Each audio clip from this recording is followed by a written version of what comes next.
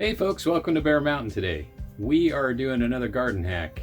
We couldn't get any seed potatoes for our garden this year, so what we're going to be doing is using some potatoes that we were able to buy at the store over the last couple of weeks. And some of these guys have viable eyes, and we can see that they're starting to sprout. So we're going to use our K&F seed enhancing solution to get these guys pre-started. So let's get it started. Okay, these guys are a mix of red potatoes and just regular russets. You can see right there, there's an eye that's already starting to sprout. So what we're going to be doing is, even though these guys are probably larger than what you consider normal seed potatoes, what we'll do is once they have a big enough sprouts on them, we'll dice them up into a couple of sections and let the skins kind of air dry for a while, and that should give us multiple plants off a large spud. So here's an example of one that maybe is a little further along.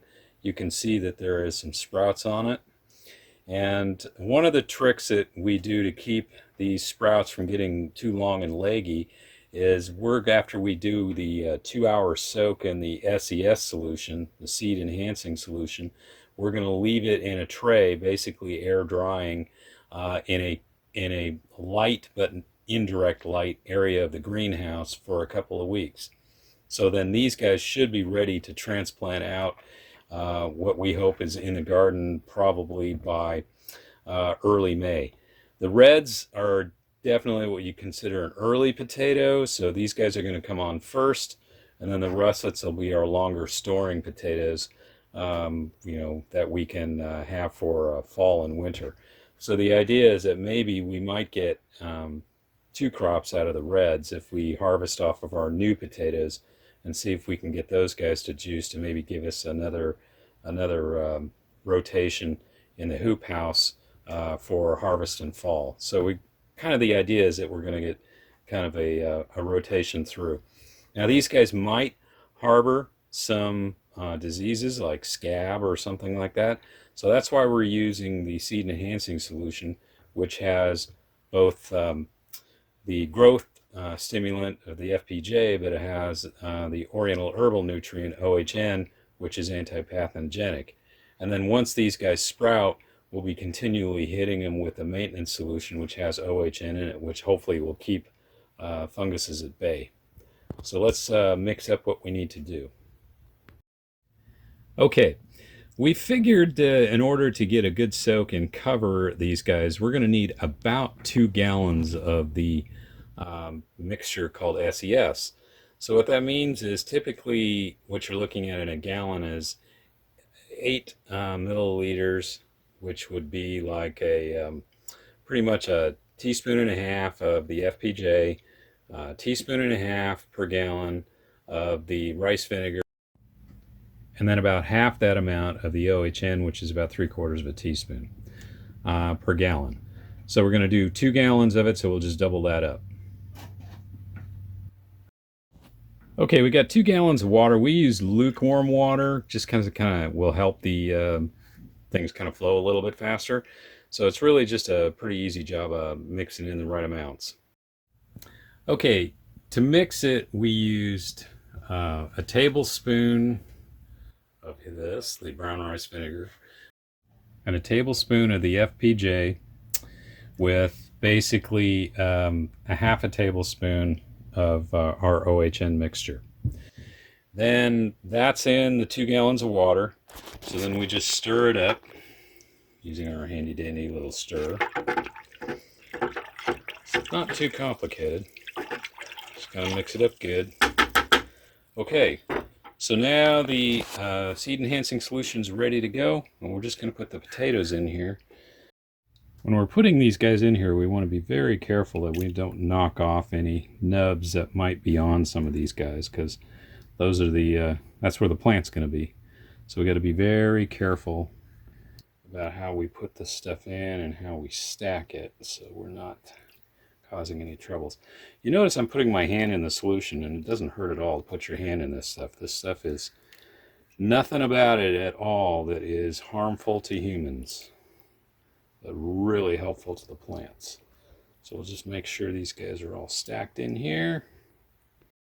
Okay, we got the potatoes in the solution. We'll set the alarm for 2 hours and we'll come back and put these in the the open weave seed trays to kind of dry out and do their thing.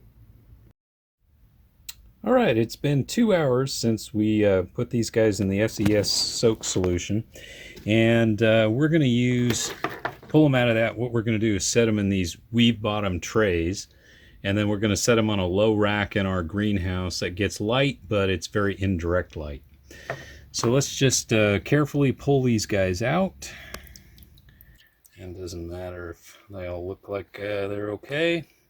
And we'll just set them in the trays. It's nothing really fancy. I'm not going to worry about sorting it by variety. They can kind of sit next to each other, but they don't necessarily want them to be touching each other. We kind of want to have it so that we have a little space for airflow around them. And we'll just get them all loaded out, and that's about it. Now, one of the interesting things is when you really look at this thing, if I can get it focused here, maybe that's a little better on the focus, is you can really see the eyes. They really are popping on this one, the Russet.